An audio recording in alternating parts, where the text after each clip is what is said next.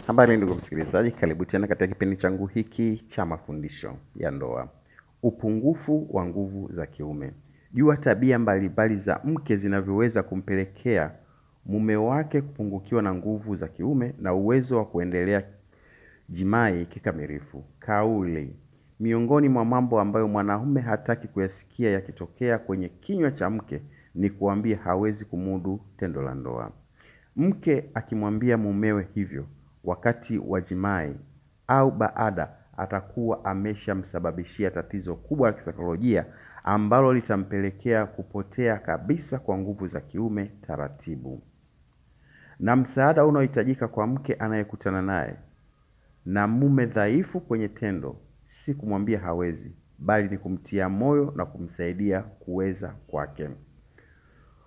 Wanawake wengi wamesababisha waume zao upungufu wa nguvu za kiume kwa kuwaambia maneno kama haya. Yaani siku hizi sijui umekuwaje, yaani huwezi kabisa kufanya tendo la ndoa. Ujuzi. Wake wanapuuza ujuzi kwa tendo la ndoa. Hawajishughulishi kumsaidia mume na si wabunifu na watundu. Jambo hili humfanya mume kushiriki tendo kwa kutegemea kupanda kwa hisia zake mwenyewe. Hivyo, anapokuwa amechoka au ana mawazo, hawezi kusisimka kwa vile hapati ushirikiano wowote kutoka kwa mwanamke kwa sababu yeye amemtegea. Pamoja na wengi kutokuwa wajuzi, lakini wapo wengine ambao ni watundu mno kwenye tendo la ndoa, kiasi cha kumfanya mwanaume ajione kama mgeni wa mchezo huo. Kimtazamo, wanaume hupenda sana ushindi wakati wa tendo la ndoa, lakini pale wanapogeuzwa chekechea. Hupunguza uwezo wa kujiamini na kuruhusu hofu kuongezeka mawazoni mwao. Hivyo kuwasababishia tatizo la upungufu wa nguvu za kiume bila wao kujijua. Mke anapokuwa na uelewa mkubwa wa masuala ya mapenzi hasa wakati wa tendo la ndoa, asioneshe kiwango kikubwa kwa haraka, bali amchukulie mwenzi wake kama mwanafunzi. Asiwe na maneno kama leo nakuja kukupa vitu adimu kuliko ya juzi. Hakuna kulala kasi mtindo mmoja.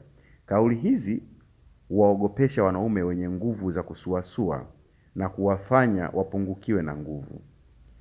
Yaani gubu. Jambo lingine linaloweza kumsababishia mume upungufu wa nguvu za kiume ni gubu au karaa za maneno ya uchochezi yasiyokuwa na kichwa wala miguu.